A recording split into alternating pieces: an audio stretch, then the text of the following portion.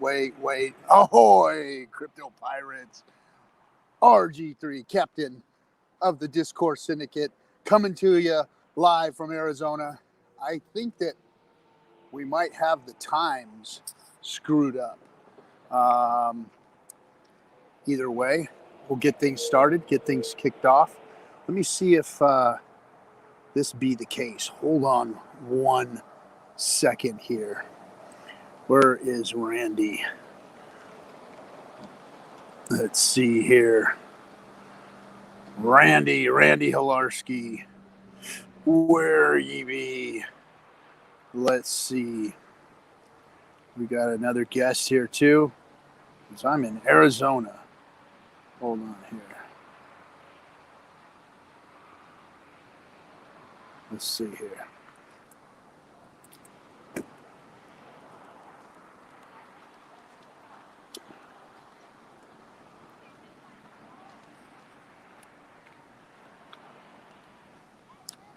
Hold on. We might be an hour early for everybody. Let me pull the stream. Hold on a second.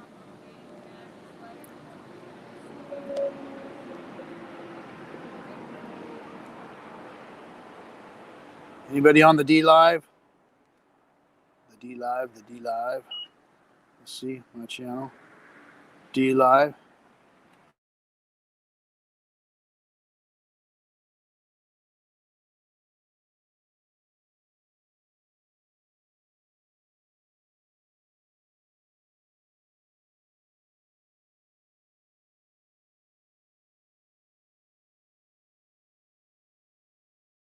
All right, guys. So I'm in Arizona. I'm going to this little cafe here, Rock Springs, and I can't get a hold of the Hilarski. I think the time changed on me here, and California is an hour different, and I might have screwed up the time, but we'll let it be. So hold on 1 second. I'm going to pull up our guest, one of our OG Hexicans that I haven't seen on stream for a while. He had his own thing going on. And let's see here. Let me add to stream. There he is. There you are, bud. Hey, what's up? Hey, everybody. Hey, what's up? He's back next to you. Yes, if anybody's listening, we are here in Rock Springs, Arizona, about 15 miles north of Phoenix. Famous cafe for their pies. And my main man, RG3, stopped by. And we're going to have us some dinner. And it's been really good. It's nice to be someplace where I have a decent connection, where I can be online consistently. So I forgot to let RG3 know that Arizona time is not the same as the rest of the country. We do not observe daylight savings time here, so it throws everybody off. It changed. Hold on 1 second. Let me bring up Randy. Nice. Yo, what's up, Randy? What's up?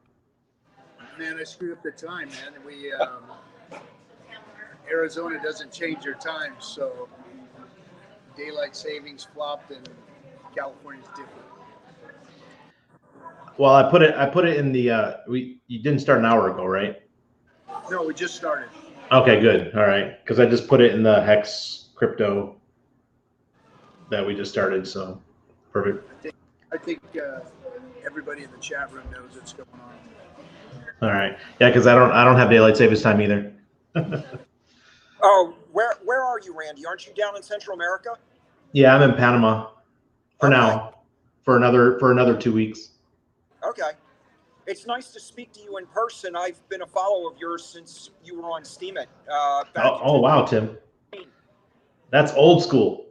Yeah, so it's like, I've known you for years, and when I saw your name in the Hex community, I'm like, oh, cool, I know that guy.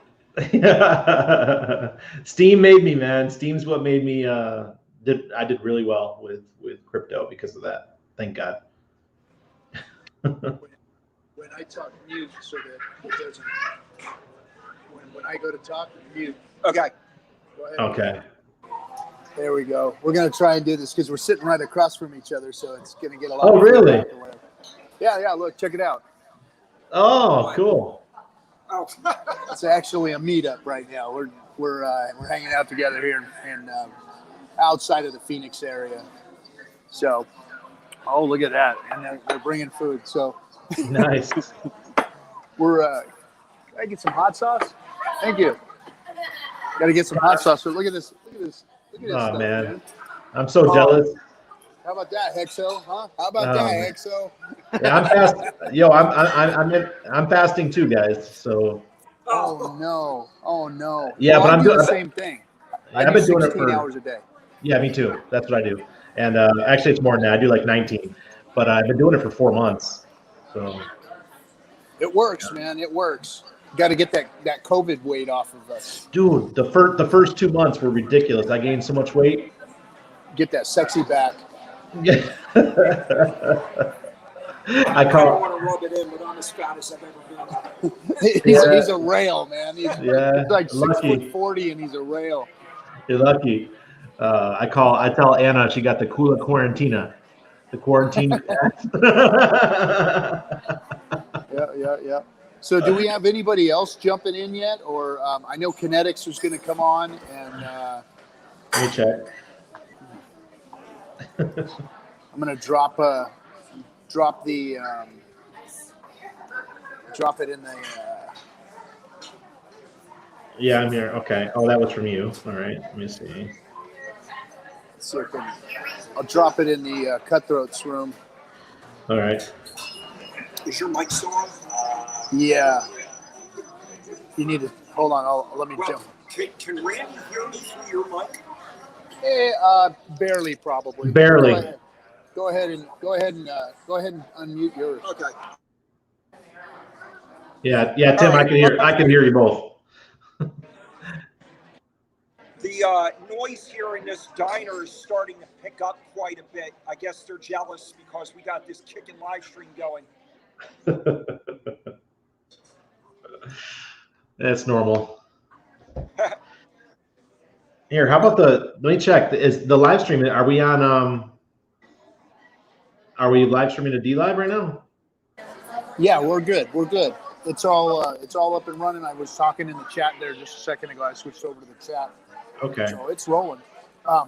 Hey, ask Timmy what's been going on with him, because he's an OG Hexican, and he put out some great content in the beginning. Got me all fired up about Hex, and then we kind of lost him for a little while there.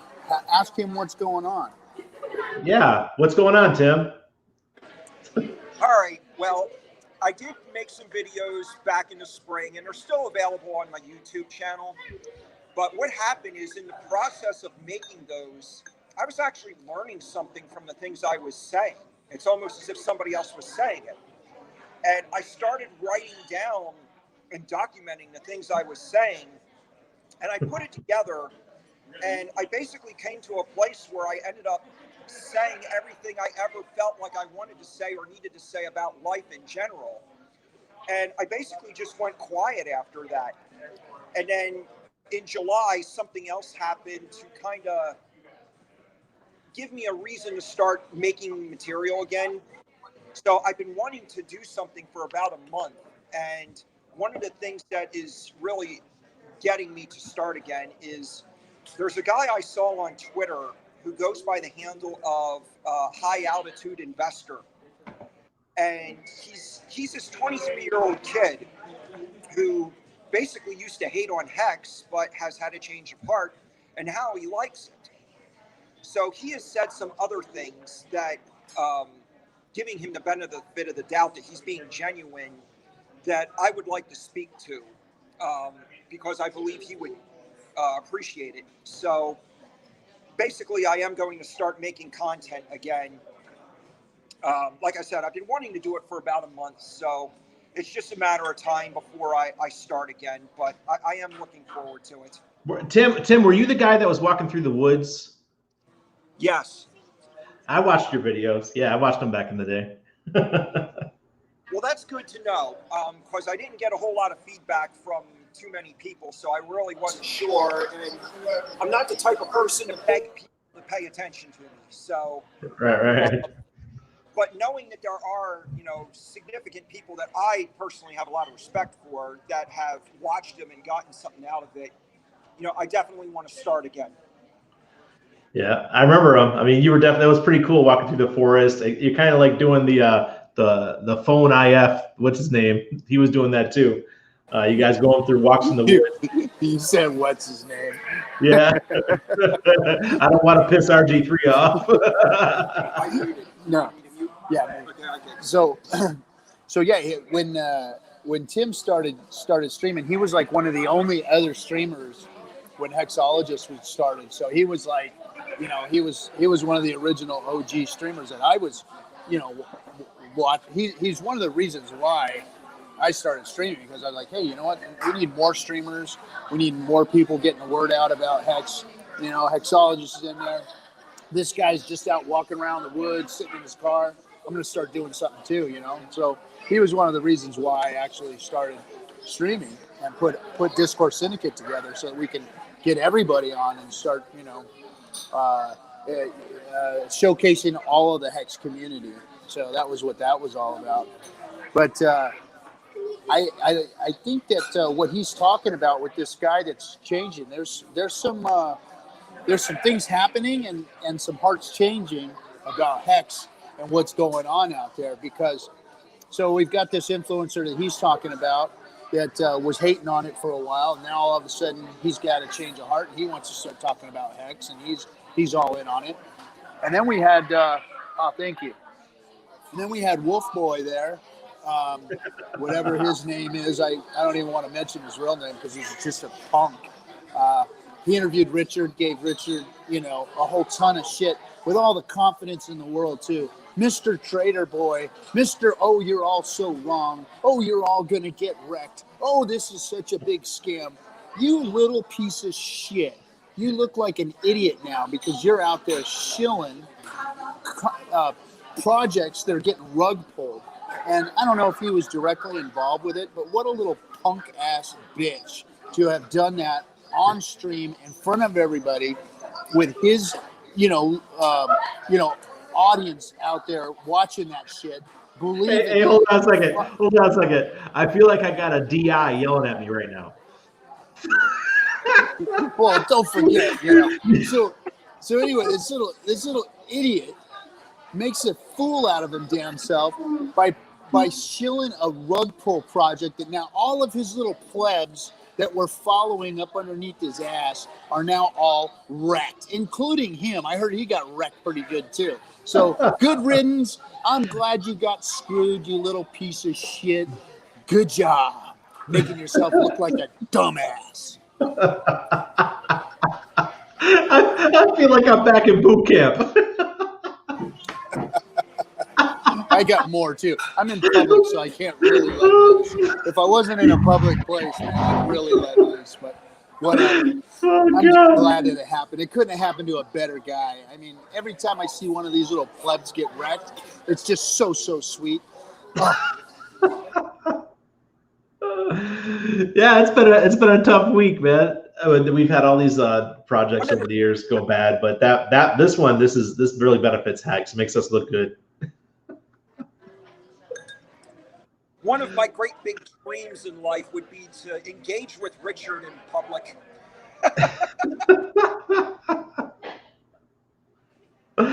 It's going to be difficult, though. I mean, I just got news right now, 10 minutes before the stream started, that the Latin American Bitcoin conference, my favorite conference, is going to be online this year. How disappointing. That's my favorite conference. Oh, that's horrible. Yeah, it sucks. They're going to do it online. What the fuck? Man. How can you have a conference online? I just can't do it. It's just like what we do every night on DS. I mean, this is what they do. They all get on a big Zoom call. They put 20, 30 people up there, and they talk and they ask questions and they circle jerk around BTC. Like we do with Hex. Exactly. But we got a finished product. They Yeah. don't. They got a lot of dreams.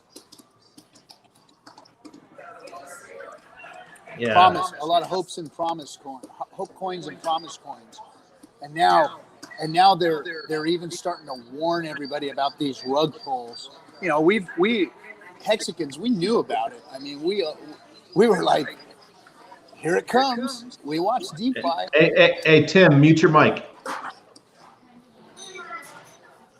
Have Tim mute his mic. Mute your mic. Okay. Getting a lot of feedback. So us Hexicans, we knew what Uniswap can do. We knew what you can do with it. We knew that you can rug pull on it. These other projects, they haven't figured that out yet. And now they're getting hammered. They're getting hammered. And they said we were the project that it was going to happen to. Remember? Oh, yeah. Yep. Not one hiccup, guys. Not one hiccup in Hex. It's the real DeFi. It's the real deal. All the other stuff, taking your chances. You're rolling the dice. Did you guys see the Tim Draper interview that just went out a couple days ago? I think it was yesterday, the day before. He was saying that DeFi is going to make Bitcoin look tiny, and he's huge in Bitcoin. He said, "Look, DeFi is going to make it look tiny." we're in the right place. Good for DeFi. Yeah. I think it's going to make ICO look tiny. I think that the real DeFi projects are going to be a very, very tiny piece. The real DeFi projects are going to be a real tiny piece of it. But we're going to have a lot of what happened in 2017 with ICOs. We're going to get so much of it. They're going to be wrecking people every single week from now until they finally stop. I hope that Hex is the Ethereum of the ICO run, right? We know Ethereum went up to $1,500, something like that. I hope that we do some crazy number as well. It would be nice. It would be nice. And then you get all the people early unstaking, and those of us who are staked for years upon years are going to get lots of interest. Now you guys are both. There's Tim. Just to let you know, Randy, I don't have headphones on. Yeah, no, so I I know. can barely hear you. I have to put my phone up next to my ear. So if you wonder why my face keeps disappearing, that's why. And the fact that I don't want to chew my buddy, I turn my head face away. So to give you an explanation of the chaos. Understood. Hexican Sweat says rug burns. What's that? Hexican Sweat says rug burns for all the rug pulls. Nice. I like that. Yeah. I hear lots of talk about DeFi. What's that, Tim? How many people are on the stream now? 78. Oh, nice. Yeah. Well, hello, everyone. If I haven't spoken to you in person before, I'm on Twitter quite a bit. Looking forward to doing some more content. It's great to be here. It's great to hang out with another Hexican for once. The only other Hexican I know in the local area is a friend of mine that I turned on to the product, and he loves it. He's turned on his whole family to it, and it's good. But to meet another person that I only know online for once is really awesome. So I'm looking forward to more of it. All right. I know somebody in the chat said they were in the Phoenix area. Oh, AZ Birdie says, hey, from Phoenix. So we do have other people in Phoenix. That guy sounds familiar. I think I follow him on Twitter. Yeah.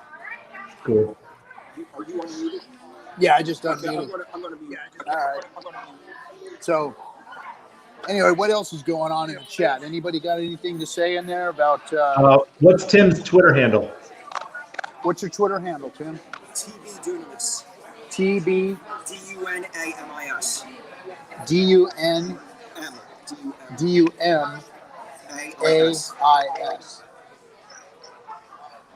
I think it's. I'm gonna type it in the chat. There you go. TIMDUMIS. Yeah. TB Dunamis. DUNAMIS. TV. TB, like Tim Benjamin. Oh, TB. Oh. Tim Benjamin. Oh. Did you find him? No, I'm just typed it into the chat so people can. Okay. They can look him up. I'm not on Twitter right now. Remember, I got banned from Twitter for a week or something like that. You're in Twitter jail? I'm in Twitter jail.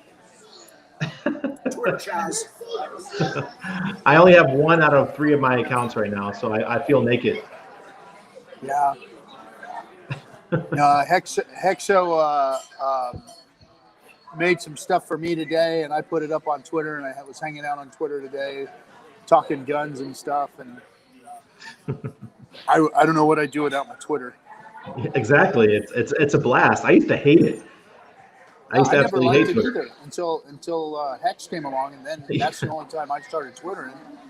Yeah, before I just used it to spam, right? I would just post stuff there. I wouldn't use it. I wouldn't communicate. Now I actually communicate on it.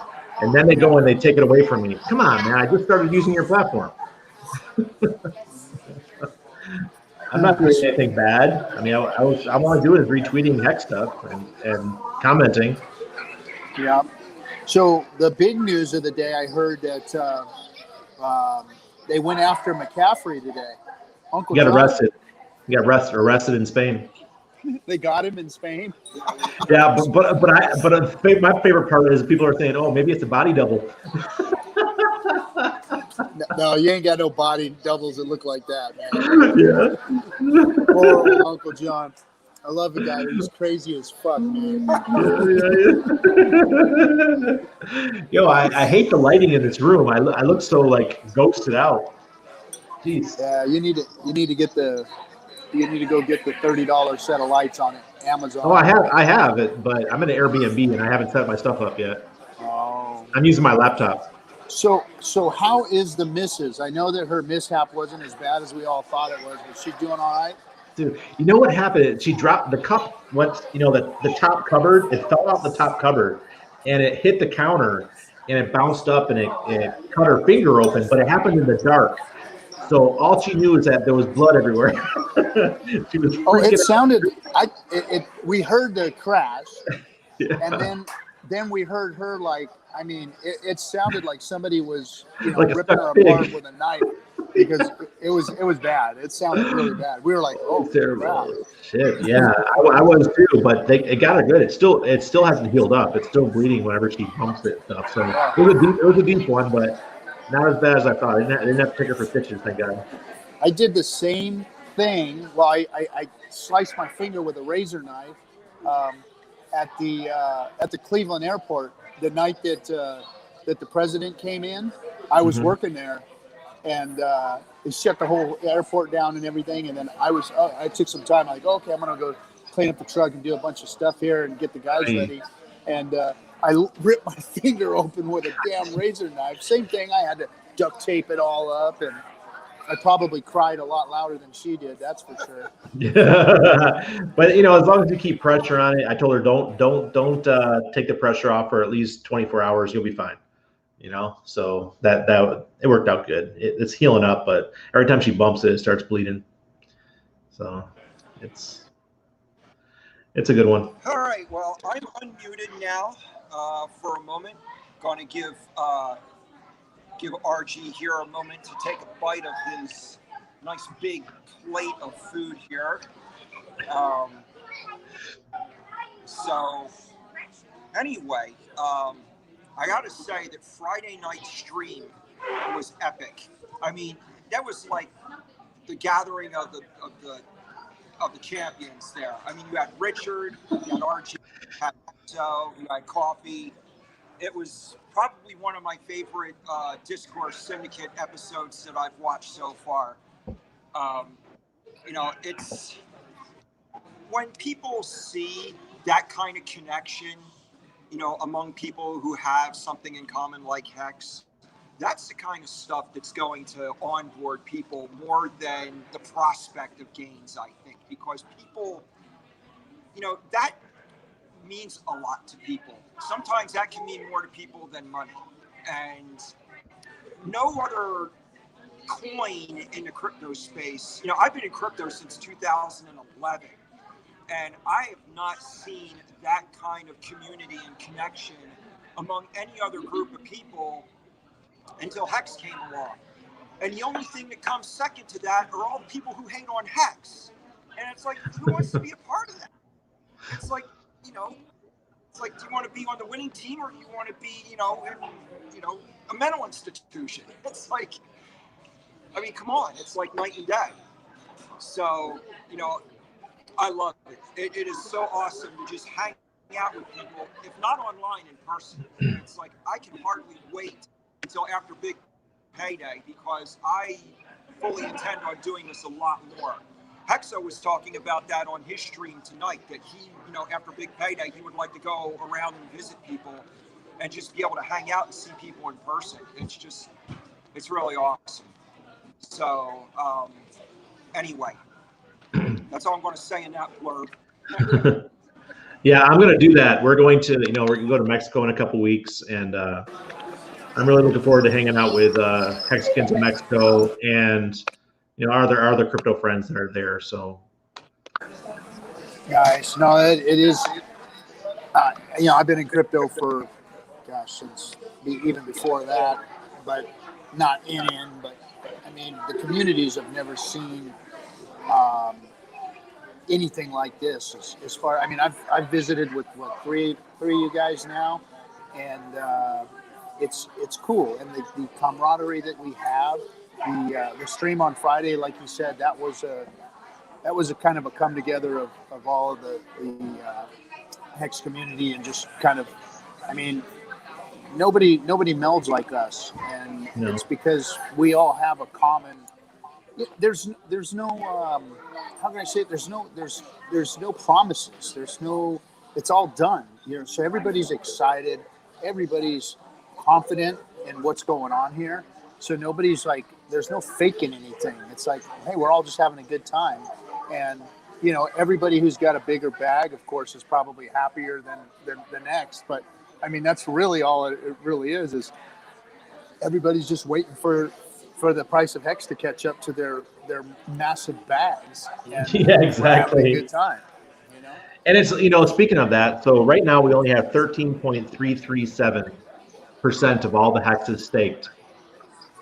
Our big payday bags are getting bigger and bigger and bigger.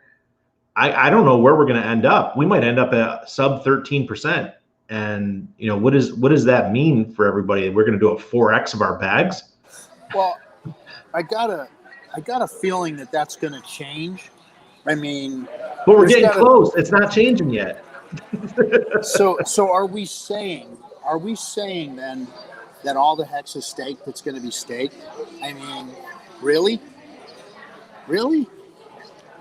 For now, it might be, unless the OA stakes. Well, I doubt that's going to happen. But, I mean, I just have there's just got to be some that are sitting on the sideline waiting to see if there's going to be a moonshot and a dump. And maybe some people might end up waiting for that moonshot that never happens, and then the day before, staking. Because I think that some of the sideline liquid Hex is just waiting for just that. 149 BTC just claimed. Really? Yep. Did you see that? No. It just flashed on my screen. 149 BTC just claimed. Wow. What a wrecked stack that is. hey, whoever just claimed that, you got squat. And thank you. You got squat. I hope that you just found out about it and you're just getting what you can. But if you knew about this 300 days ago plus, you just got wrecked. Yeah. Wrecked. That's crazy. 149 BTC just claimed. I'm gonna check to see if they used my URL. I know. If you use my ref link, I'm sorry, I didn't mean that. But because But I've had some big things with my URL from the early articles that I wrote that just pop up randomly. So yeah, I actually don't display ours. I just send everybody to hex.doctor. Go to hex.doctor, and that's where you can free claim. We always show Hexo stuff here. no, it wasn't me. But damn it, I still have a bunch of people that either claimed or they bought some Hex and they still haven't minted their coins. So until they mint their coins, I don't get my coins. And you have no idea how much they purchased. And it's kind of frustrating. You know, Randy, I was just thinking of something, just as RG just talked about the fact that Hex is a finished product. Because it is, those of us who are involved with it are free to live life and do other things like get to know one another, instead of us basically using one another to try and add credibility to the product. I mean, the fact that the product is finished, that is the credibility. So that's something that we all have in our favor that other things don't have. And I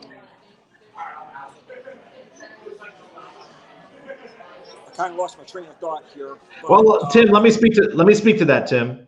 So you were part of the Steam community, and I was there from the very beginning, and I imagine you were there close to probably in 2016, early 2017. And the whole Steam community came together, and we circled the wagons, and we used the project, and we wrote on there, and we went to all the conferences, did those kind of things, and the Steam community was really tight. But there was always that competition for who can get close to the CEO and Dan Larimer, the dev. And there was always that kind of competition. So we don't have that worry here. There's nothing to be gained. So that's I think that what you're saying makes sense to me. It's so cool that we don't have to like kiss ass here. Hey, we either like Richard or we don't. I still own Hex irregardless. you know, I knew that Steam started to have issues. I got involved in Steam in December of 2016, and I was just in love with the platform because until Steam came along, there was nothing to do with crypto except hold on to it and hope price goes up. And if it does and you sell it, you lose your stack. Right. So it was kind of like stuck in a rut. And Steam, I saw as a means of doing something practical. And unfortunately, I don't think many people in Steam it had that same vision. And Richard, he talked about when he first did his first presentation on Hex, that the whole purpose of cryptocurrency as a store of value is to make a profit, is to have the value increase and the price go up. And yeah, I would have liked to see the price of Steam go up, but I have a feeling that the desire for gain outweighed the desire to have a community of people to connect. That's what I'm saying. Absolutely. I totally agree. Yeah, and it's because of the structure of the Steemit platform and the corporation. It was set up just like anything else that's competition based. With here, we're not really competing against each other because we all have to pay the same price to acquire the same shares. So there's we're not after each other because even if we were, that's not going to be a net gain for the Hex community or for the world at large. Richard is always talking about making the world a better place. And, everything about Hex is geared toward that. And it's like, how could anybody not be attracted to that unless they don't want to make the world a better place? They want to make the world miserable because they are. So, you know, people can't help but reveal themselves by their words and actions. You know, regardless of what they think they are, who they really are just comes out. Yeah. RG, you got something? Yeah. No, and the conversations that are had within this community versus others is completely different. You know, we talk about future, we talk about long stakes, we talk about share prices, we talk about, you know, Richard being not so much a owner of the project, but as a piece of knowledge versus, you know, more of a mentor for the project, because the project's done. We don't have to like kowtow to him to find out what's going to happen next, or is the rug going to get pulled, is some switch going to get turned, is somebody going to dump. That's not what we get with him. What we get with him is more information about what happened before the button was pushed. And when the button was pushed, Hex is done. You know, there's no more influence that he has in it other than educating all of us and everybody else. So it's just a different type of community, a different type of project, a different conversation that's going on. So nobody's on pins and needles. Nobody's, you know, under anybody else's influence here. We're all in the same boat, you know. Yep. I think that I saw Trustless comment that after the BPD happened, he's talking about having some really low buy orders for Hex, and I have that idea as well. You know, have a couple of Ethereum set aside with some ridiculous buy orders at, you know, 1/10 of a penny or 90/100ths of a penny, whatever those really low stink bids, because there are people that have millions are just going to sell. And it might take a week to get to that point, or 10 days, or 2 months, who knows? But by the time 2021 comes, we should be past most of that volatility. That's what I'm thinking. Yeah. Me and Hexo were talking about that last night, about having some liquid ready for the dip, if there is a dip. I don't know. I guess it's like in my mind, it's like a 50-50 chance that that's going to happen. I mean, if there was going to be a dip, it's going to be from stakes that end right away, that are, you know, big payday bags, you know, that are going to want to try and cash those out.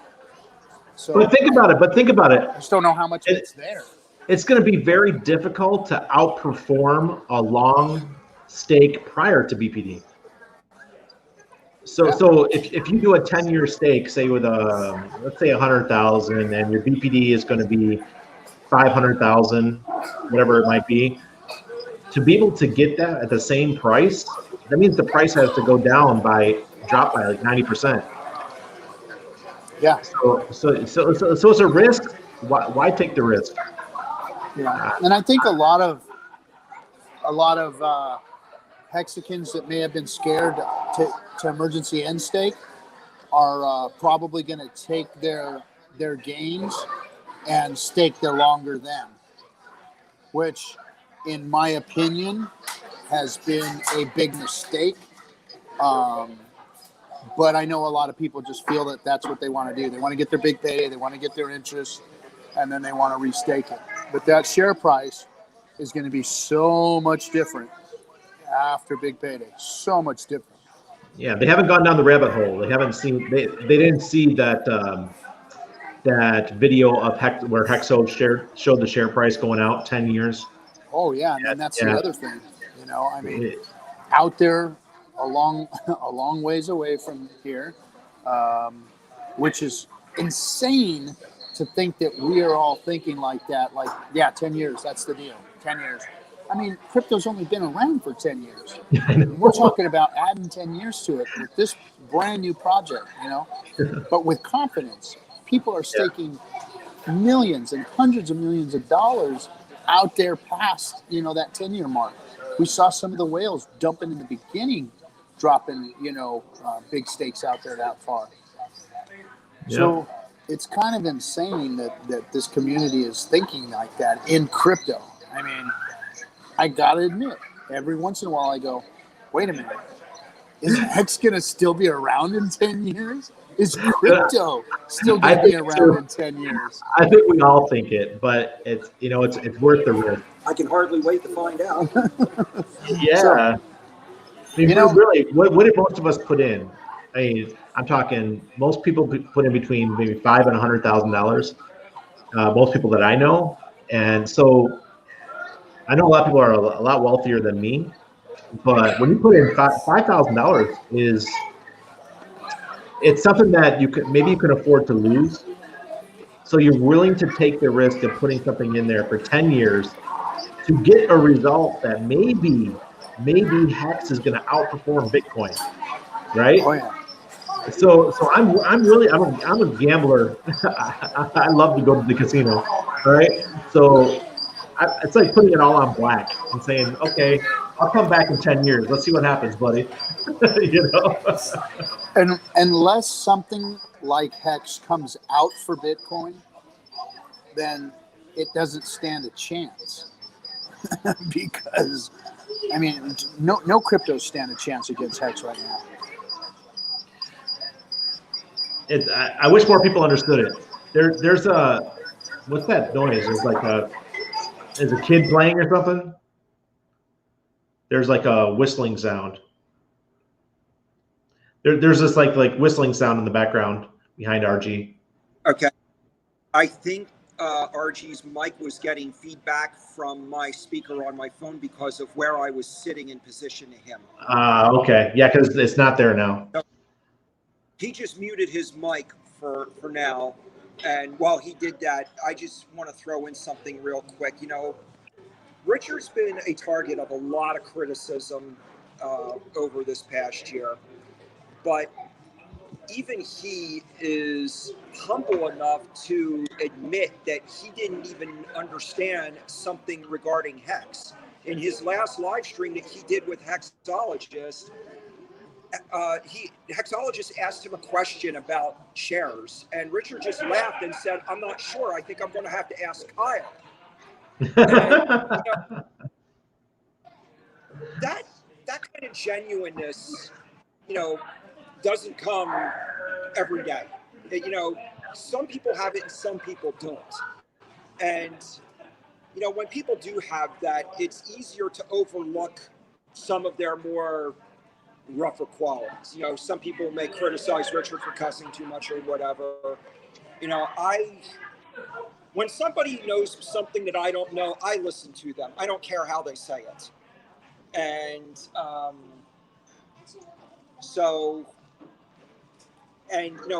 RG was also just now talking about the share rate going up after big payday. And when he first got here, I told him, for the longest time, I didn't pay attention to the numbers regarding my own personal share rate until that graph was posted on the user interface with all those purple dots. And it says on there, how many Hex per trillion shares. Well, I took that number and I multiplied that by the number of shares, and my jaw dropped when I saw how much interest I'm actually earning every day, because I didn't even know. I didn't pay attention to it. I was focusing on the dollar value of the token. And it's like, oh my gosh, if the share rate triples after big payday, I don't want to brag, but I'm going to sleep very well every night. and that's why I keep telling everybody. That's why I tell everybody the price doesn't need to go to $1. So you can hear me. The price doesn't need to go to $1, guys, because the share rate. Let me break it down for you this way. If the price of the Hex token stayed at 0.5 cent for the next 15 years, I'll still make more money in my sleep than I've ever been paid for my work in my whole life. Absolutely. Because of the number of I have right now. Yeah. I mean, come on. MC Hammer can't touch that. Yeah, we're right now we're almost at 4.3 Hex per trillion shares per day, and just a couple days ago we were at 4.2. Pretty soon we're going to be at 5. Then after big payday, we're going to be at between 12 and 16. Then 2 to 3 years from now, we're going to be at 100. It's just going to be only fools are not getting involved. It's mind blowing. And long. Yep. Yeah. The long stakes are going to win like nobody's business. And if you decided to get yourself cut yourself short and get out, January, February, March, whatever, you made a big mistake. I'm telling you. I am telling you. The shit. Nobody understands what the share rate is going to do to your stack after year 3, 4, 5, 10. It's going to go crazy exponential. Remember when Kyle said that ADX was his lowest number? 80X our stacks? ADX, yep. What the hell? But nobody could wrap their head around it at that point. I mean, I heard it, but I didn't. I mean, I did end up getting it a while back ago. That's why I've been ES in all of my early stacks. And basically take my shares and added 1/3 more shares to my stack by doing so. And that's going to be so huge in the future. Yeah, I did the same thing. It really hurt. It really hurts my income from Hex for the next 3 or 4 years. Yep, me too. I took everything and put it out past 5 years. Put it this way: 2021 is a wash for me. I'm not gonna bring anything in now. Yeah, but I'm still working. I still have my income from my clients and stuff. I don't care. I'm not even gonna start pulling stakes until 2022. Now I'm out past 2021. Yeah, absolutely. I think that's the way it should be, and that's how I went up a tier to dabbing dolphin. And I know that Litecoin Moses says that people who did that, they're kind of like hollow dabbing dolphins or hollow super sharks. But I don't care. Well, I mean, they're fun. That's fun. But having you look at the wallets and look at how many wallets are dabbing dolphins, squid, and sharks. Those, I mean, look at all the top wallets. 2,000. That's like a couple thousand wallets right there. Those are going to be, if they're staked out. If they're staked out long, which I mean, there's a lot of shares, so there probably are. Those are going to be the top wallets in Hex. Always. Yep. So, I mean, the number one crypto that's going to be out there is Hex. I'm sorry, that's my opinion. And if you're one of those 2,000 wallets, holy crap. Imagine the 2,000 top wallets in Bitcoin, all of those guys. We're making new whales, like Richard said. There's going to be new whales made. You're getting some feedback. Oh, now he's gone. I'm on Hex.live trying to look up what the how many wallets of each one there is. And I think there's like 800 dabbing dolphins. There's 964 wallets that are getting 84% of the big payday. So 900 wallets are getting 84% of the big payday is what Timmy just told us. 964. So hold on, guys. Thank you, Mama Rock, for the diamonds. Thank you, Franklin St. Hex, for the 2 diamonds. Appreciate it, guys. Hey, everybody! If you haven't, go check out Mama Rock. She's awesome. She's on Dlive. I know she's taking a break right now, but she still probably has a channel there that you can get to, or maybe not. She'll tell you in the chat where she's at these days. But she's been a lot of help to us here on Dlive. I think it's good that Hexo's also trying to get back into YouTube, obviously to spread the word. Once I settle down in Mexico, I'll start making content again. It's just been so stressful, this whole move and everything. So I'll start doing stuff again too, and writing articles, doing my thing. I told you I was feeling a little bit down, but being on the beach here and the Airbnb and having a pool, be able to just relax and chill, it does really good for the psyche instead of being locked up in a condo. You guys are both muted. Yeah, we're gonna let you talk for a while. Oh, really? All right. So right now the share price, we're getting 10,900. It takes 10,929 hex to get a trillion shares. We're gonna roll over 11,000 pretty soon. It's happening. It's happening. It is. My God. And it's happening faster than what the chart thought it was going to do. Did you see how it's growing beyond the chart now? Yeah. I mean, that was just a guess that they were doing, but we're going faster. One of our mathematical friggin' geniuses that was with us, about 4 months ago, before he exit scammed us all, he was talking about that very thing happening. Was the what do you call it?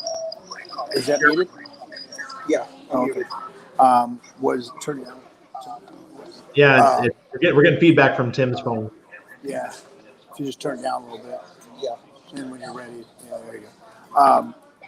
So we were getting told that as these stakes start to come out, the share price is going to start to go up, and it could start blowing the chart away towards the end here at Big Payday, and that's what it's doing. That's what it's doing.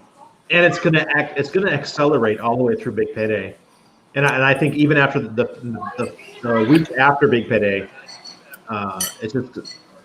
And here's the thing, it never goes down. So if it's already blowing up that much, shares are gonna be worth so much. And 5,555 day stakes. Just think about it. Somebody can put like 10,000 hex out there and end up making a bigger stack than somebody who's staking now millions of hex. Absolutely. It's going to happen. When Kyle was saying that ADX, he was talking about a 10-year stake, right? Yes. and he talked confidently about that model. He was like, yeah, let's see it. So what's a 15-year? Because and that's conservative. He said that was conservative. So what's a 15-year 300x? Well, see, because at 3,641, you don't gain anything by staking beyond that. But I think that at that point, that's where the share price is going to start to skyrocket. Yeah, absolutely. So anything beyond that 10 plus year mark, 11, 12 year mark or whatever it is, you're going to start seeing extreme exponential growth on those stakes. Because if you look at how many people are staked, there's a ton that come out prior to the 10-year mark, right? After 10 years, it's pretty sparse. So if you put something out there past 5,000 days, holy crap, you're gonna make a killing. Yep. And I like Hexo's idea of every time he rolls over a new one now, or one of his stakes ends, he takes the principal and he puts it past 55. Yep. Just keep doing that over and over and over again. That totally makes sense to me. And I know, like Coin Moses says, take a piece of your interest as well to make sure you don't lose any of your share rate.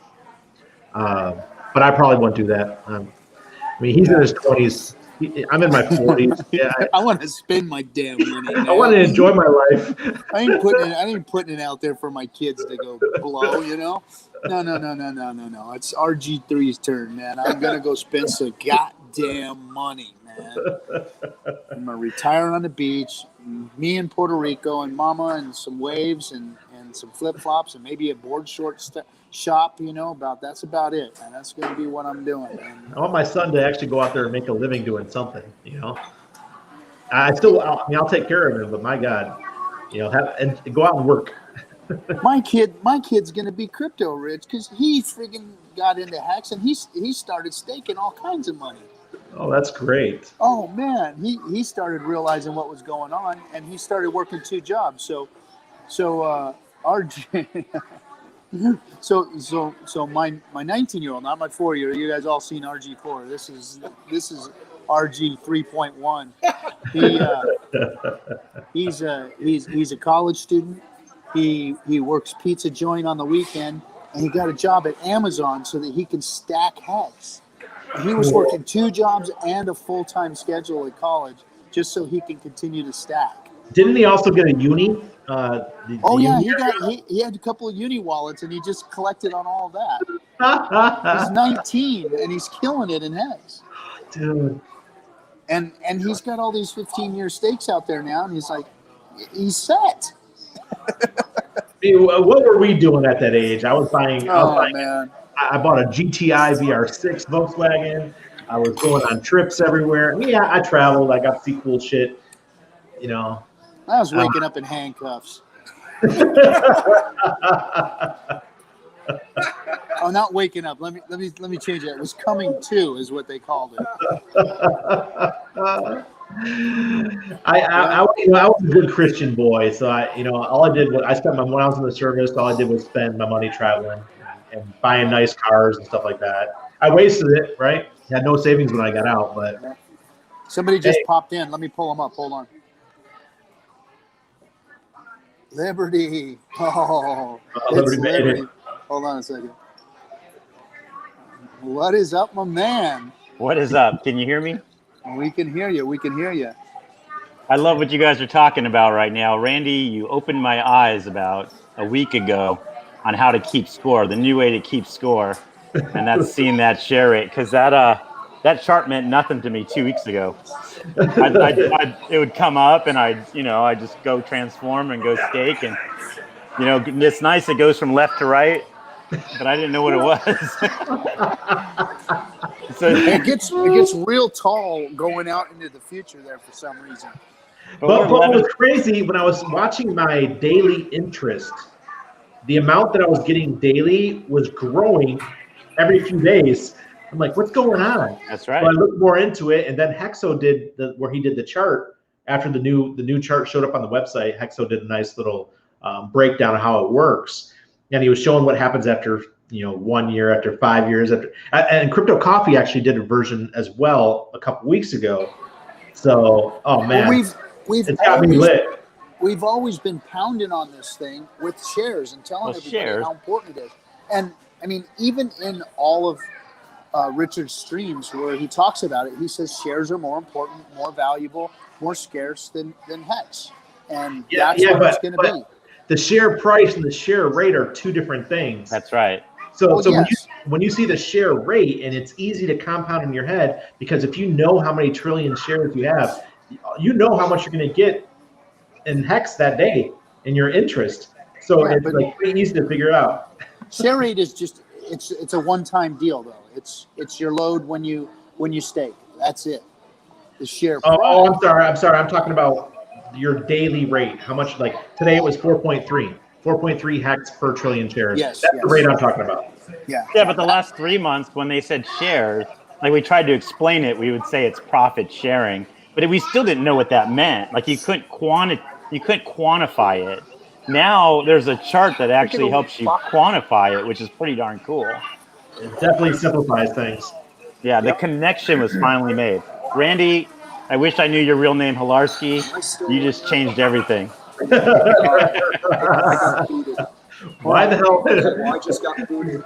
If I was using a fake name, I'd be a. Oh, you froze. Yeah, you froze. Oh yeah, Tim. Hold on, let me put you up there. But we were just talking about the amount. I mean, today's amount is it costs 10,929 hex to get a trillion shares.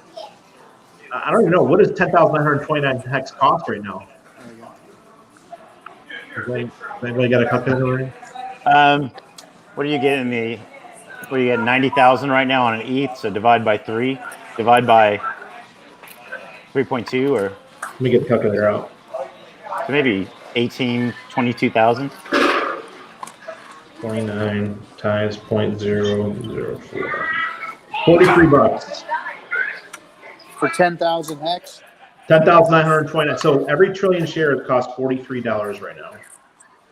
And just a couple weeks ago, it was 20 something. I remember when in Telegram we were getting tips for that. We were getting 10, 20, 50,000 hex tips. Man, every time I think about missing that 3-month period when you guys were just when the community was really coming together from end of December until the beginning of March, I missed that whole time period, and I really regret missing it. Even though I was in early, I just I'm one of those guys. I buy my crypto bags, I just let them sit. I don't even think about it. So Yeah. I did that with Hex too, and it bit me in the ass.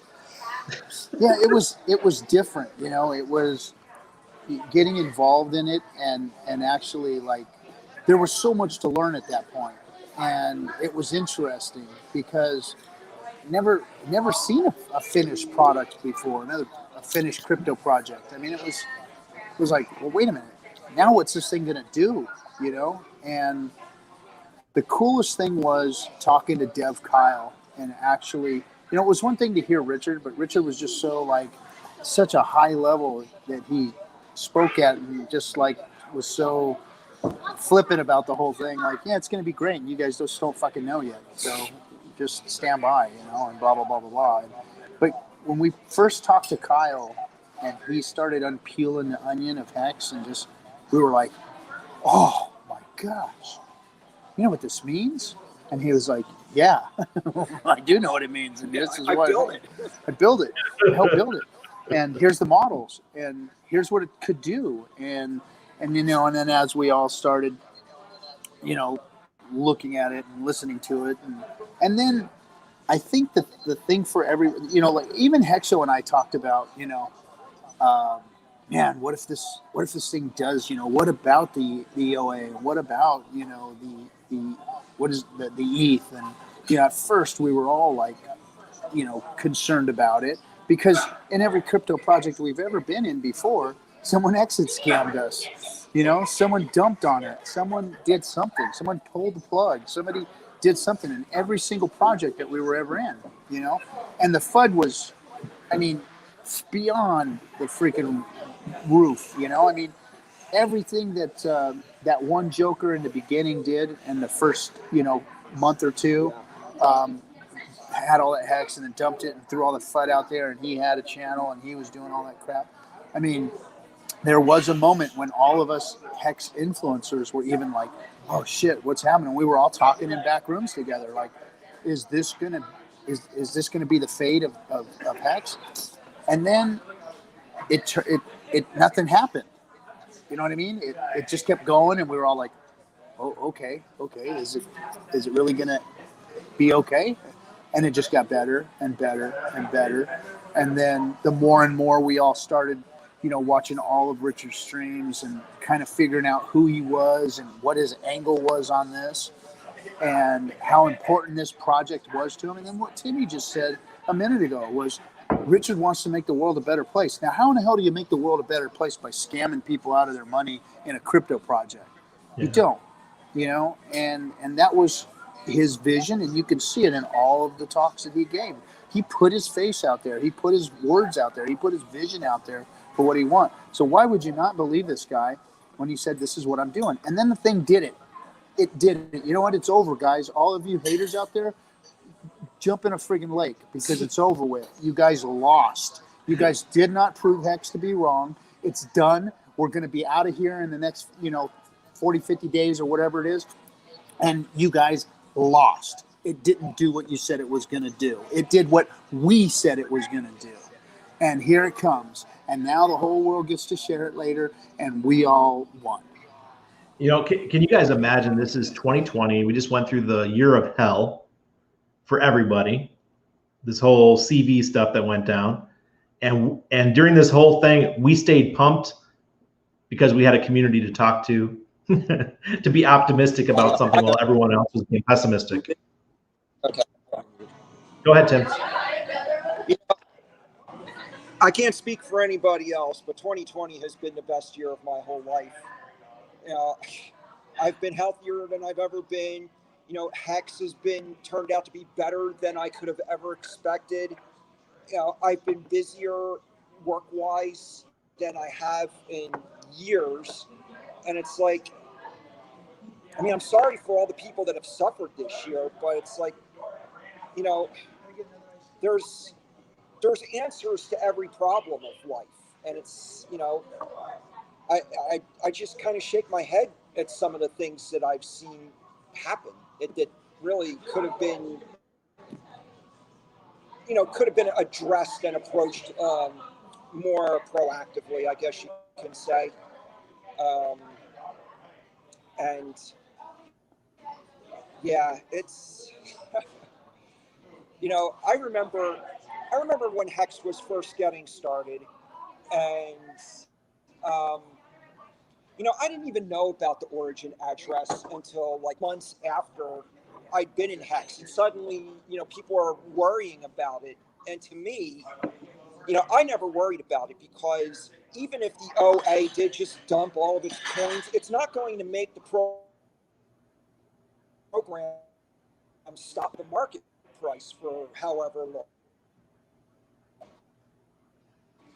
But Richard said in the live stream Friday night what I realized. No, he froze out. He's breaking up. Yeah. Hold on, say it now. Okay. Anyway, what I was saying is Richard said on the live stream Friday night that the OA, by holding so many coins, it keeps the interest rate higher for the stakers, because the more coins that are liquid, the higher the interest rate is. So by the OA holding such a large amount of coins, that benefits the stakers. And it also benefits the stakers by having so many coins liquid, it raises the market cap. So it's like the OA is benefiting the stakers either way. So it's like anything that the OA does that releases its coins or stakes its coins hurts them more than it will hurt us in the long run. So, Hex just rocks. Just deal with it. Deal with it. What, do you guys have a sleepover over there? Yeah. What's happening, Pirate? How you doing, bud? Your mic's not working, Pirate. Your mic's down, bud. Can't hear you. Not yet. Not yet. Yo, I need to go back and watch that stream. You didn't see it? No, I didn't see it. It was a good stream, man. It was a really good stream. It was probably You're talking one about of the best. Which day? Friday? Fridays. Yeah. FN Hangout. Yeah, I got to apologize for that. I came in, and first thing I hear is Richard talking about liking threesomes. And that's the first thing. I missed so much. So I was like, oh, here we go again, right? I was like, where's this leading to? You literally were like in the only like minute and a half of the whole, and the rest of it was awesome. The beginning, the middle, everything was great. But then I'm watching you guys. You got 9 people on stream, and Richard's in the middle, and it's like Jesus talking to his disciples, and everyone's listening to him talk about like pickup artist stuff, and everyone's like, "Oh, really? I just have to have good posture and confidence, and this will work for me too." And I was like, "What the hell did I just step into?" It was pretty funny. Yeah, I mean, it was like a minute and a half of that, and then back to what we were talking about. It wasn't a shit show, that's for sure. Yeah, I listened to it on Monday, and I was like, "Oh, that was pretty darn good." So, I'm just looking at the chat, guys. Is Pirate good? We got your audio, dude. come on, Pirate, we need you. Just plug that son of a bitch in. There he you is. are. Oh, I was having tech issues. he was right. He was there. He was there. Damn it.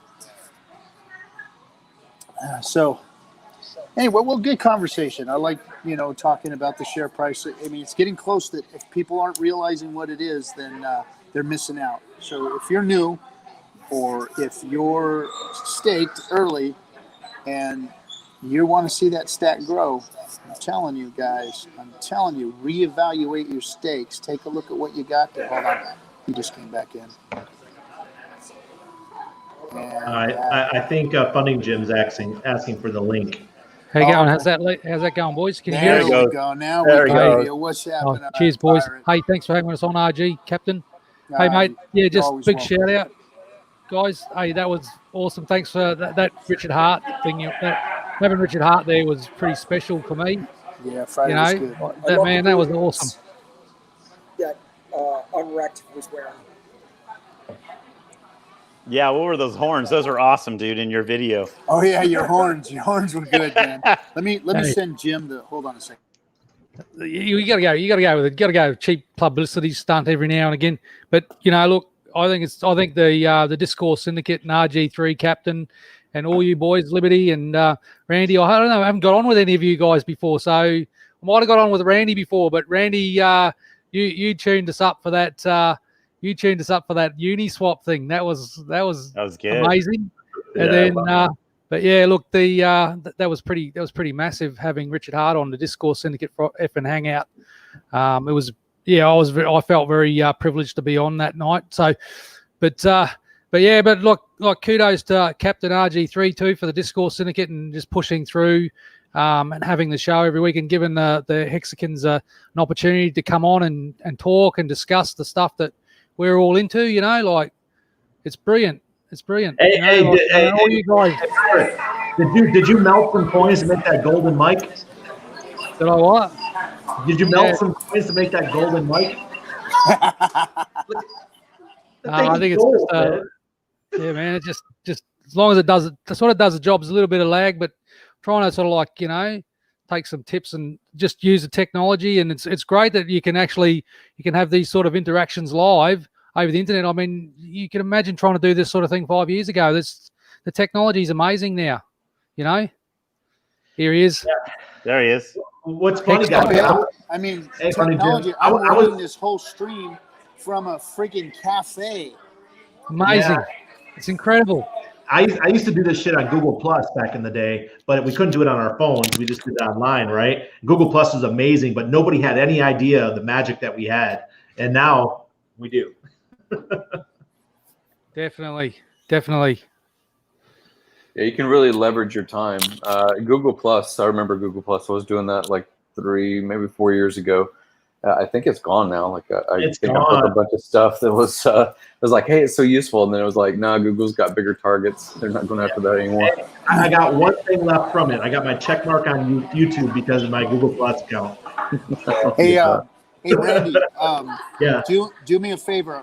We're gonna Timmy and I are gonna have to cut out because we've been in this restaurant bugging everybody here. So we're gonna cut out. Let you guys take over and steer the ship. And do me a favor. Who are you? And get the three qualifiers for tonight's Million Hex giveaway. All right. Randy can do that. Yeah. Is that on Dlive? You in Phoenix? You over in We're Phoenix there? Yeah, I'm in Phoenix. Yep. All right, guys. Peace out. Cheers. Bye, Captain. Don't hit any rocks. Bye, Tim. Yeah. Right. All right. So Jim, Well, what's we going don't on mutiny in while Puerto the Rico? captain's away. We won't be having a mutiny. We'll be respectful and honest. We don't want to be. We don't want to get put in the brig like Kinetics did. Nah, he Connects does a good job. He manages the chats and he does a lot. Does a lot in the down in the brig. So yeah, look, swapping the decks. He's our swabby now. God. Hey guys, I have a question. Has anybody heard about if Staker and stuff came on, and I see Firebun working fastidiously, but has anybody heard any rumor of a referral program when that comes out, or how that might work? Nope. Yeah, I'm curious because I'm experimenting with some different business ideas. One of which, again, as this referral process winds down over the next 40 days in general, then looking for something that can parlay into what Hex becomes after the fact, right? And so I've been paying attention to 3D, Street View, Google. You can basically upload 50 images in a panorama view and become certified by Google as an authorized photographer. And when you do that, then the street view is usually when the camera is on a car or when it's on something by Google typically. And then they're integrating to where you can go inside of buildings. So basically you can link directly to the business and go inside of it. And one of the benefits of it is that what's called the nadir, which is the circular image underneath where the tripod would be on a 3D image. You can have your custom logo. You can have, and it's promoted by Google and the algorithms. So as an example, when I'm in Puerto Rico or if I'm in somewhere else, people are always looking for what's in that local area. What's the rent? Where do you get the rental kayak? And what's that zone like or whatever, right? And so you can, right now I'm doing all this stuff on Fiverr and Upwork for different websites that I'm building out. And you can, since Randy has so much expertise in this, is why I want to get his commentary on that 3D image, you can have, whether it's your website, and I would like, and again, I'm building regular businesses that accept at least a portion in HEX payment for services rendered, right? Just like how Randy's done copyright and he's done a lot of stuff for crypto companies. You don't have to just work for crypto companies to accept crypto as partial payment. So I'm trying to see what the next referral kind of program is. There's plenty of stuff where everybody sees Amazon links for every kind of product that's out there. There's a lot of stuff that's even on my fundinggym. Or is it on fundinggym? Yeah, on fundinggym.com. I have things when people start regular businesses, like they're going to start an LLC. Well, maybe they need inkfile.com to do that for them. And there's a referral campaign. Or a lot of people have Adobe Illustrator or different kinds of software. Well, there's a referral program for those products. So you can build out conventional businesses that still interact with the conventional retail kind of world. Mm-hmm. And I'm integrating it with Google to have in the background, all of my like example things have like HEX logos. And it just brings more brand awareness to what is that icon that's always in the background of the real estate tour. If I do a 3D tour for properties being sold or for a rental space, right? And they're trying to rent rooms. Everybody's trying to go digital right now. And they're trying to do it from home before they actually go into that store to buy that product or to stay at that place. And so 3D imaging is really hot right now. And I think that it's worthwhile for people to look into that for their own locality. I bring that up because one of the examples is I know that Pirate, are you in New Zealand or you're in New Zealand, right? Or Australia? No, Queensland. I am in New Zealand, but no, I'm in Queensland. I'm a dual citizen. But yeah. So there's this guy, he's an Aussie on YouTube. It's Ben Claremont, I think. And he has a YouTube channel. He talks all about 3D cameras and how to make businesses out of doing these kind of images and linking them basically to Google Street and Google Views and having their algorithm promote because of someone just curious about an area. So if you're in a local area, there's probably a gold mine available to you to build a regular business. Oh, the world's an oyster there in that respect.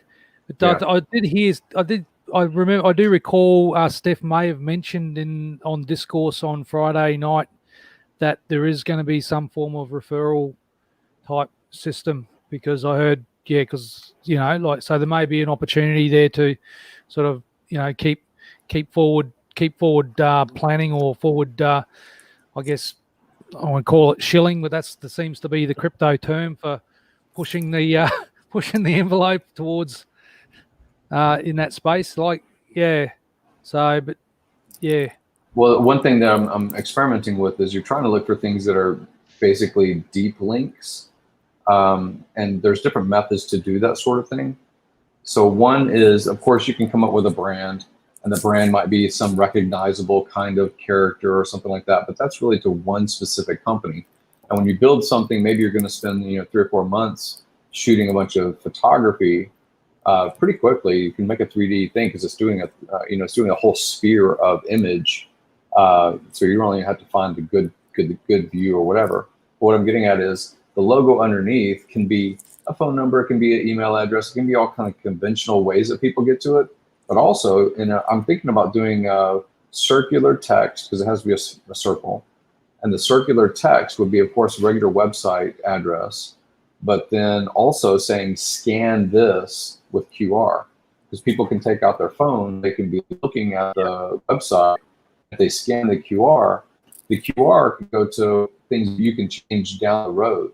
It's kind of the same way with when you shoot a YouTube video.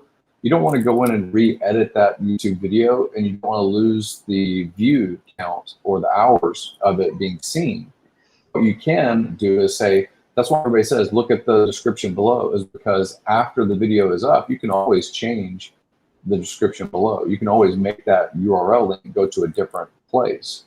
And so you can do the same thing with the QR, is if you basically have QR and it goes to a site, then your content can be evergreen, and you can eventually, if you ever wanted to, just sell that operational idea or business to someone else that wants to take it over, and they're just going to do something full time with something that you got the kinks worked out on.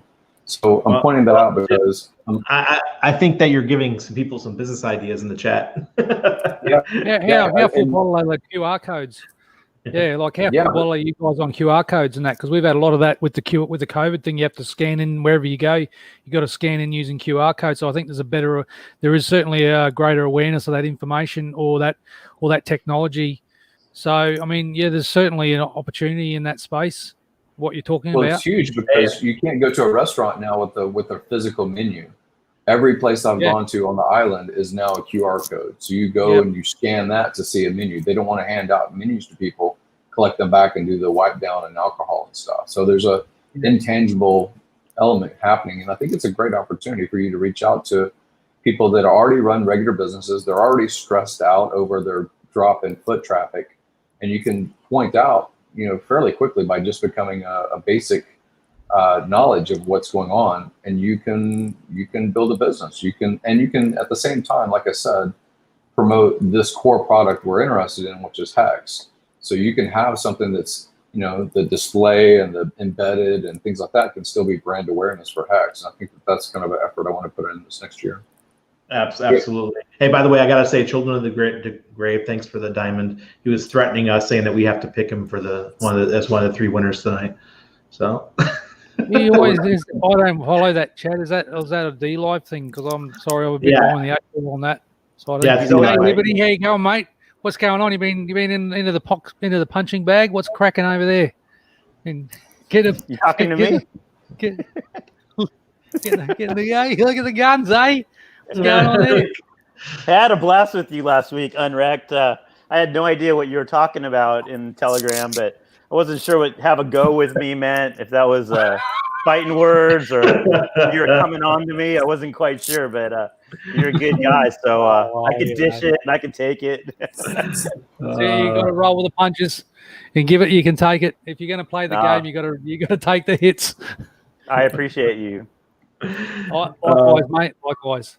I got a sad/funny COVID story today. So, I'm at an Airbnb here on the beach in Panama, and our host, he's got a big fishing boat, and he's a dredger. So he travels all around the world. He's gone for 6 months at a time, and he's got a fishing vessel parked out off the coast about 20 minutes from here. And he wanted to go check on his boat today, and because he heard somebody broke into it, and they did. They went and stole all of his chairs that he had on the fishing boat. And it's, I mean, this whole CV thing has been a disaster for people. There's a lot out of there, right? That's bad news. Yeah, there's a lot of desperate people. There's probably going to get worse too. I don't want to sort of speak doom and gloom. Actually, just to pivot off that, have any of you guys seen Yoden's YouTube? Yoden, no. He's a Hexican. Hex He's Yoden? got a YouTube channel. He's put a really awesome one out. It's goes for about 3 minutes, and it's Richard Hart going on the attack, and he's put some backing music and a video behind it with the hex colors and rockets and spacemen and everything. It's awesome. You got to have a look at it. I will. He's a driller too. He's an ex-driller, so he's always. Well, actually, I was ex-drill rig as well, but he's still out on the rigs working. I'm not sure if he's Canadian or if he's if he's doing the Texas oil or whatever it is, Texas tea. I'm not quite sure exactly, but he's a Hexican, and he's been putting some stuff on YouTube, which is which is good. So anyone guys watching this, if you Is go and have a look. it Hex Storm is coming? Because I'm looking at it right now, I think. The different type of people that we have in Hex. We got hardworking people, ex-military people, people that got companies. This is crazy. I've never seen this in crypto before. This is like a great foundation for the future of what we have. I like the 2-finger guy. Who's the 2-finger guy? 2-finger guy. Oh yeah, Yeah. that's Crypto He's Commander. the He's a newbie. He's that new Naga guy. tribe or something like The Naga that. tribe, and you'd be like, yeah, that's pretty funny. That guy's fantastic. 100 million users. 100 million users. He's just like it's funny. It's like you just see him. He just down the hole like a rabbit, and he just worked it out. Now he's just like full gas going shell. Hey, You can't look away. You can't look away though. He's like he's addicting. You watch the whole It is. video and yeah. Hex is addictive. Hex is addictive. I mean, you know, I've been like just accumulating, and I'm just gonna you just keep piling up the hex bags. You know, you can't stop. You can't stop. I just looked at the video that Pirate was just talking about that Yoden. I think it's the one. I put the link in the private chat. But yeah, I can see why he likes it. Actually, it might be a little bit of those fancy sales. So go through that outlet, I think. You gotta check out that video. Yeah, it's Pretty cool, eh? Yeah. There's heaps of stuff going on like that, and you know, like Richard Hart was saying on Friday night with us, and was and I know Gary, you've been a great advocate for pushing forward on this stuff, and I know I'm kind of learning as I'm just a complete learner and working stuff out as I go through it. But yeah, like go and start a YouTube and just put it out there. Don't care if YouTube shut us down, and you got to fish where the fish are. You know, got to chase. Yeah, the I think fish. that we were trying to It's all about migrate getting the off. eyeballs. You know. You know, when people got knocked off, or they kind of get deflated because they put time into making content, and then that content gets locked out. You know, I can see how people get the wind taken out of their sails.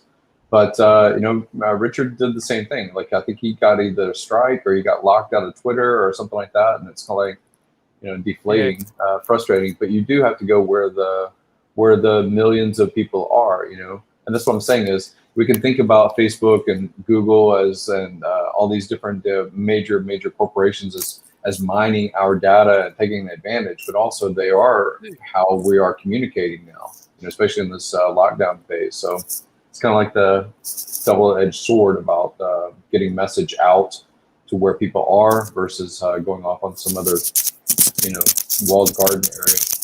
Yeah, I got a Facebook threatened me this week because I posted something they didn't like, and they after they did the thread, they said, "Do you agree with?" They pretty much said to me, "Do you agree with your punishment?" Right? and I said, "No, I disagree." They said that they were blocking me for 30 days. Right? They said you're not going to be able to use Facebook for that. Do you agree with your punishment? No, I do not. They said, okay, you only can't run ads and you can't live stream for 30 days. So if you said yes, then it would have stayed. Yeah, I would have been banned for 30 days. What the heck? Facebook, come on now. Yeah, the utility of these things, I think they go for about 10 or 12 years, and then once they become sort of stale or mainstream, then the next generation doesn't really want to participate in it. Because I know a lot of people that are in their 20s that never have had a Facebook, and they prefer Instagram, or Instagram gets replaced by the next version of a social media platform. So, I think these things kind of shift just because humans look for being different than their parents. It's that scalable business model. It's that trying to think and talk on scale. I know Richard talks about this as well. It's about and actually got that idea from you as well, Gary. Just through these conversations and watching the streams and observing is like, why stream on YouTube when you can stream on YouTube, Dlive, Twitch, Periscope, Twitter, whatever, all simultaneously. You actually, even if you're getting that much more penetration, you got in terms of like scalability, scalable business model. Yeah, it's useful. I mean, again, some people are looking for short little doses. I've been promoting a few months ago. I haven't done it recently, but we create content, and obviously we're trying to do it for the collective good and for our own brands and for our own, reasons to be invested in the product. But I've set mine. You guys don't have to do that, but I do set mine to Creative Commons. And what that means is other people, without any kind of copyright threat or anything like that, they can dice up my content and they can make 30 seconds. Maybe I have a 30-minute stream, and I won't take the time to re-edit because I'm going to be publishing again in 2 days or 3 days. I'm going to be streaming again. So I really don't go through all the minutia to split it up. But plenty of people are out there that could just take and if they feel comfortable enough to do it, then learn basic editing and learn how to snip 30-second, 45-second little bits, and then put the description appropriately of what is said. Then what you can do is you can build playlists, and when people feel like digesting some content, they'll go through 5 or 6 videos in a playlist as they choose to, versus we kind of have to absorb 7 hours worth of Richard's streams and get overloaded with data versus other people might be onboarding. Yeah. Yeah, because people don't have the time. People don't have the time to go through like we have. Because like when I was getting into Hex, it was like a dog with a bone, and I went through all the documentation, and I tried to watch all the Richard Hart live streams and everything. But for someone now that's trying to just seeing it for the first time, how do you break that down into digestible bits that you can just give them because I just knowing from the 10 or 15 maybe 20 people that I've onboarded, that every person is slightly different, their mind works differently. We're all individuals, so but at some point in time through either the conversation or through leading them to look at this or look at that within Hex, the penny drops some point and they go, yep, I get it. And then they'll make the decision themselves. And that's what it comes down to. Whereas people, it's like the old cliche, lead a horse to water. You can give them everything you want. You can tell them how great it is and why you should think about looking at going in and getting some. But they'll say no because they'll have an excuse. They'll have 10 excuses. And every time you break down one excuse, they'll give you another one. Yep. That type of thing. So that's, I guess, some of the resistance that you come up with, like dealing face to face with people and trying to educate them with the Hex. I mean, we've kind of benefited because if you've been around since the beginning, like many of us in here have been around, whether they've been public or not, but we've been around for quite some time, and we've watched it and we participated in the logo design. And the conversion from it being Bitcoin Hex to being Hex or whatever, and we've watched that evolution, right?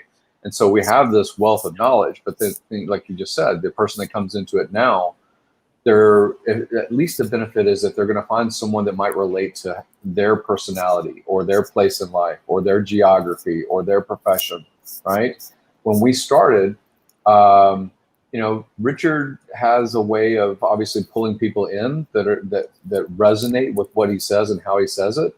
And he also has a way of turning people off with what he says and how he says it, right? So there's a lot of people that just ignored the product completely because of personality, versus the code, the math, and things like that. So now we have this cadre of people that are publishing pretty regularly, and there's that cadre is growing, and the length of our streams and our sense of confidence in what we're saying and reference material to point people to is broader, it's bigger. So I think it's a great start to this whole product. Absolutely. I was thinking about the clips thing. My Annabelle, she, for Dollar Vigilante, Jeff makes a video about 3 times a week that Anna takes and cuts it up into 5 smaller videos, generally 1 minute to 1.5 minute long, to get the main points across. Mm-hmm. And if anybody's out there, if a video isn't Creative Commons like Jim is, Funny Jim is talking about, then I recommend you get permission first, or else you can get those strikes on YouTube. Copyright. Well, like where do you draw a line on? Is it an algorithm on YouTube? And I can understand about the music. The music copyrights are fairly brutal. Like if they'll ping you straight away. Like if you play 10 seconds of a song that someone's got copyright it's getting to. crazy. Unwrecked Pride, it's getting crazy. We had a video that was in the TDV video the other day, and it was David Icke speaking in London at the Trafalgar Square, and they gave us a copyright strike for impersonation. So they're coming up with all kinds of excuses now.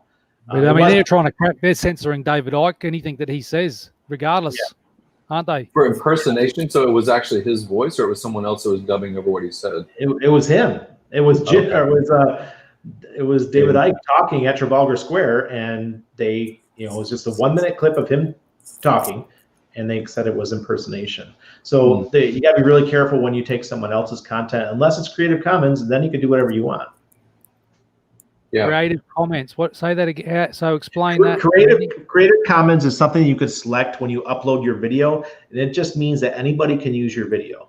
I took a Creative Commons video about 6 years ago and loaded it to YouTube. It was about how Panama is one of the happiest places on earth, and I reloaded it. That thing's over 100,000 views now. It was a Creative Commons video. I took the whole thing, re-uploaded it. Now it's my best performing video of all time. Okay. So so if you're going to embed something in the background of the video, and you're not, again, you may talk about something else. Maybe it's the health benefits of drinking a lot of water. I mean, something like that. People will look for that kind of content, and what they'll look for, they'll sort it out on the filters on YouTube. And if they sort for the Creative Commons, there's a lot of YouTube videos tell people how to make content from other people's content, and so they'll do that search, and then probably embed your part of your video. And if you have, something in the background that's hex related, then they're not going to admit it. They won't even know really what it means, and it just builds brand awareness. And if you've already done like the streams that Pirate's done, the stuff I've done, and I forgot to set it originally at Creative Commons, if you use YouTube Buddy, or if you want to do something that's a batch, it'll do all of your videos, and you can change that setting to all of your content if you wanted to in one go. So yeah, it's helpful for basically getting a general brand message out that's not so specific to you only. That's great. I never really thought about doing it myself.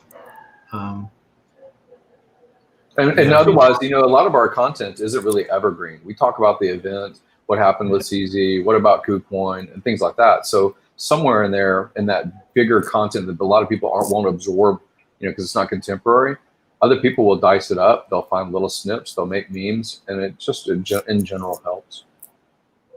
All right, sounds good to me. I know I've done well taking other people's Creative Commons, but I've never actually thought about doing mine as Creative Commons. Yeah.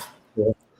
All right, hey, let me go through and let's pick the winners. So, guys, go ahead and spam. Do what you do. Bunch of spamming assholes. Let's see.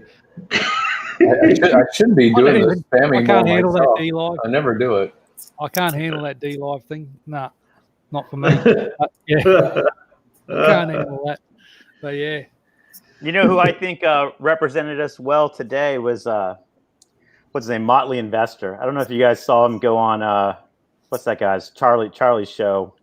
But he went on to Cultivate Crypto, did he? Cultivate, that's it. And what did he say? They're pro Celsius or whatever that's called. Celsius. And Motley had the Hex the video screen behind him, or the TV screen. Okay. So they asked him about him, and they asked him about it, and he he gave some information, and then they tried to jump on him. But I thought what was great about it was he showed great patience. He waited till they finished what they were going to say. He equated the fact that, hey, Celsius could be a good thing, Hex could be a good thing. They're all still in the same environment, like they're trying to get him with what's the use case, right? What's the application, and blah, blah, blah. And I think he did a great job. I mean, and we all, we're all armchair streamers, right? So we're all back there. We're thinking of things to say, but I just want to give him credit for really representing well. We're not Richard. We're not Kyle or Firebun. And I thought he did a great job. Sure. He really does. Let me What just did Charlie say? Let me say real quick. I picked the three. So we got Beats, Hex, we got the Sapper, and we got Matt Van were the three winners tonight. The Sapper, right? Sapper, Matt Van. He's the Hex lurker. He comes on to ours. He's everywhere. That bloke. Hey? Say that again, Randy. Hey, sorry, I missed that. I only heard one. I beat Hex, the Sapper, and I can't remember what the third one was. Let me see. See, that's why I asked you to repeat it. I got him down here somewhere. And Matt Van was the third one. Oh, Matt Vans, yeah. Yeah, I see him a lot. So, the fourth guy was Children of the Grave again. He came in fourth again. already on there. He's already on. He's got to be already on there. Oh, he's on there.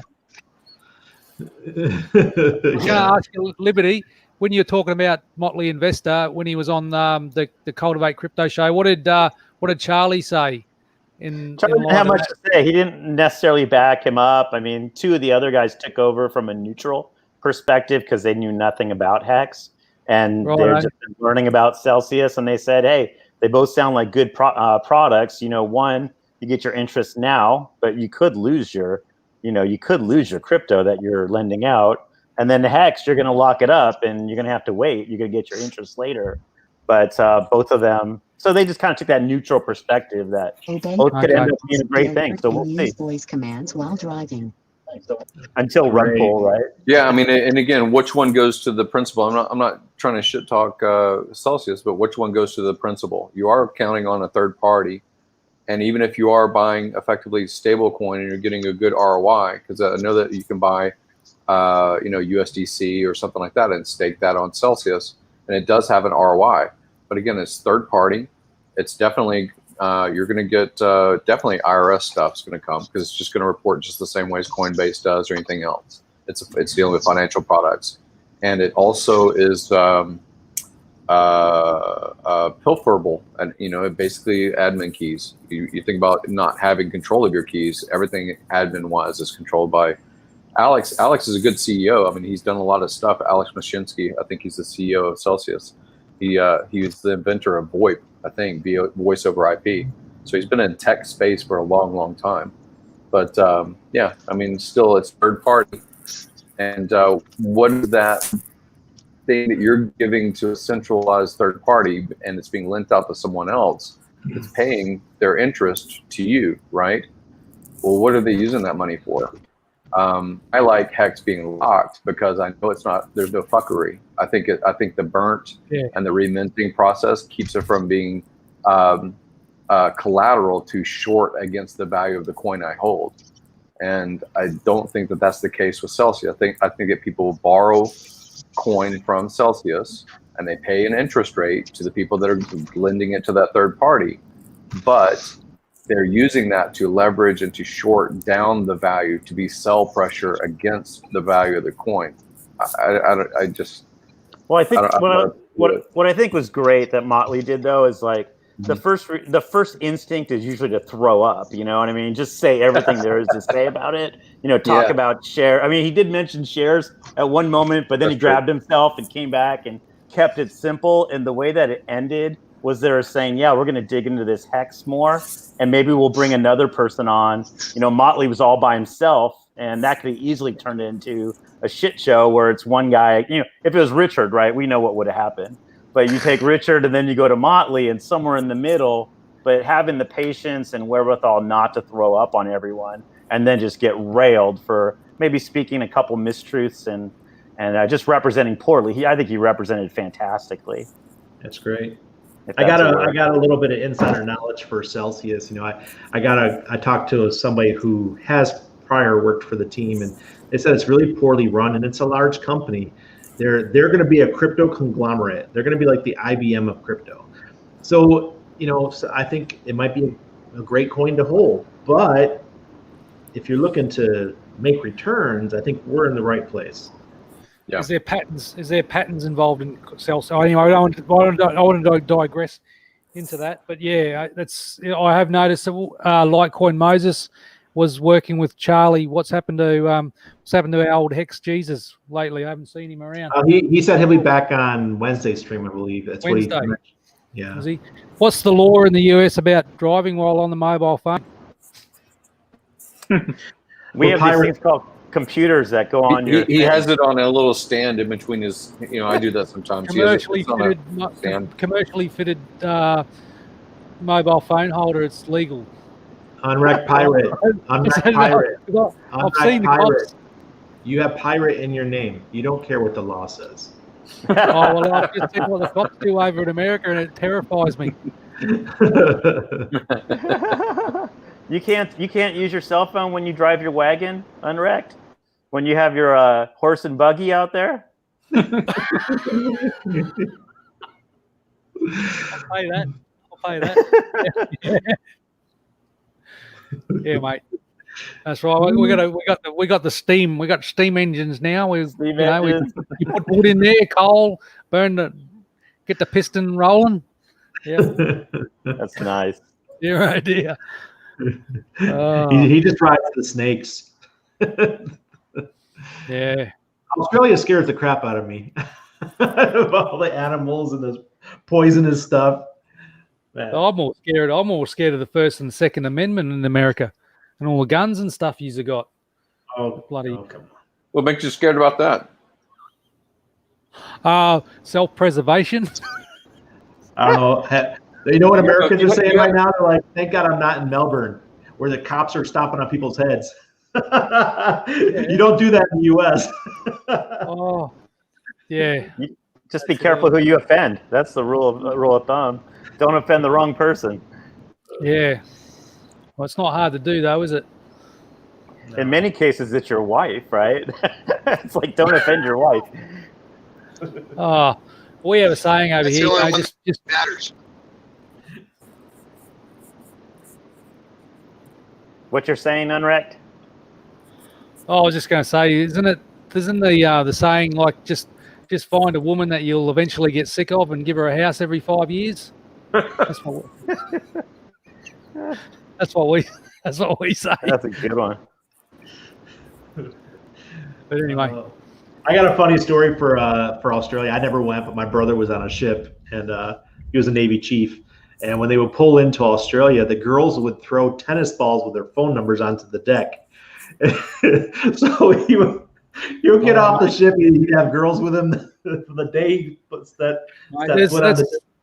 Mate, there's a plaque over here with just because the Americans were so famous when they came into Brisbane back in we're talking 50, 70 years ago, that the US, I don't know if they're, what do they call the US Marines, or the American guys on the Navy? Marines.